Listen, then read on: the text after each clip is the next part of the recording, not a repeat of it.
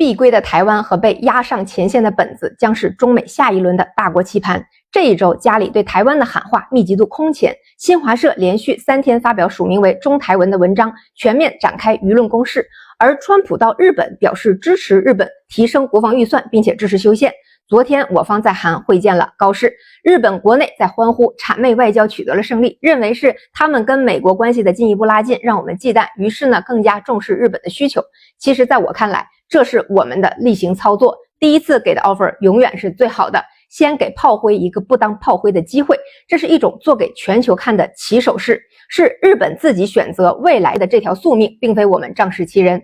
这个事情啊，要从两面来看。在高市一直悬而未决的首相之位落定之前，我们的落子就开始加速了。《沉默的荣耀》是官方背景指导创作的，其热播引发了两岸观众的高度共鸣和赞誉，对吴石、朱峰等烈士的历史性证明可以说是前所未见的。全民对吴石烈士的追思，引发的是对于台海问题真正原点的思考。最开始是为什么分离的呢？一众抗日将领为何在台湾为了祖国统一再次殉难呢？台海之间被刻意制造出的意识形态的分野，真的是可以斩断共同的民族历史文化血脉连接的吗？随后4中全会公报明确提出要推进祖国统一，全国人大常委会首次以法律形式设立台湾光复纪念日。新华社3篇文章的第1篇台湾问题的由来和性质，从历史经纬、法理事实层面确定台湾问题，一来明确其作为中国一部分的属性，二来也将中国人独有的历史家国观念提出来，两岸之间、同胞之间真正的隔阂，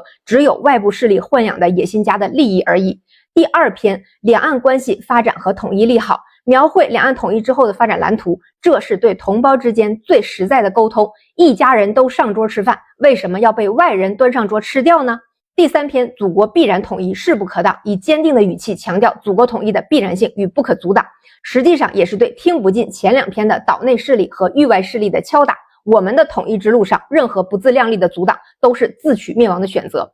文章发布24小时之后，吉林1号卫星发布台湾岛高清卫星影像，从新竹科学园到日月潭再到台北市，阡陌交通屋舍俨然清晰可见。这既是对离家多年的孩子的眉眼的描画，也是技术展示与无声的威慑。几乎同时，川普驾临东京，单手指着天皇，口吻轻佻地表示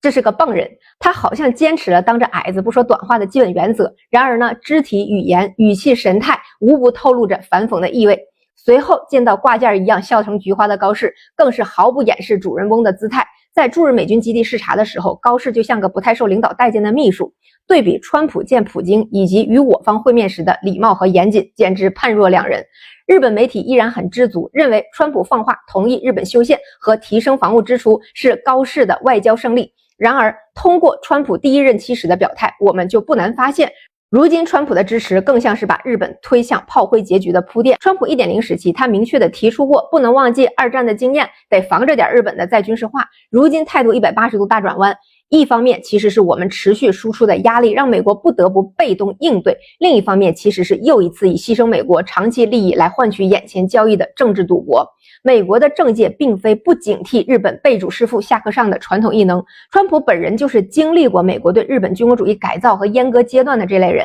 但是美国现在的力量在西太已经岌岌可危了，与其被我们打下神坛，不如把炮灰压上前线，自己回撤。川普点头日本的再军事化，也就意味着大量美国自己的军事资源将在后面几年逐步撤离西太平洋。在我们明确将祖国统一列为战略目标的时点上，鼓励日本再军事化，无异于让其充当炮灰，这样既可以掩护美国本土的战略，又不至于让我们太顺利的茁壮成长。可以说，川普在韩国跟我们友好停战之前，已经开始了对下一轮博弈的铺垫，西太的主导权争夺，而西太的第一步就是台湾。我们统一之日，就是本子的地缘优势变成诅咒之时。